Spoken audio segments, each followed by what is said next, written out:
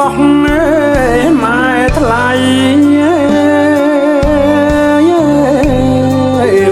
និស័យពុកខ្ពស់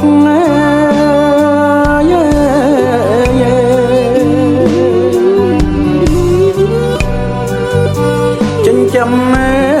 កូនរស់អត់គ្រោះអ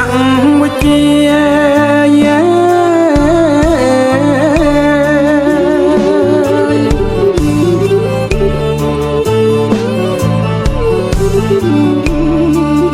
ទឹកដងម៉ែថ្លៃ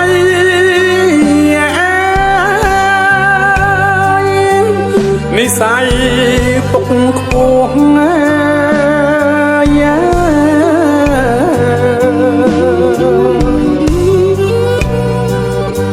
ចិញ្ចឹម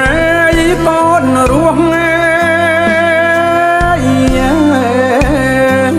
ហត់គ្រោះ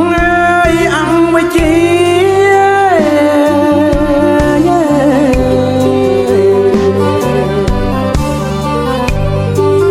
កូនបានរៀនសូត្ររហូតចេះធម៌មីដោយគុណបព្វជិ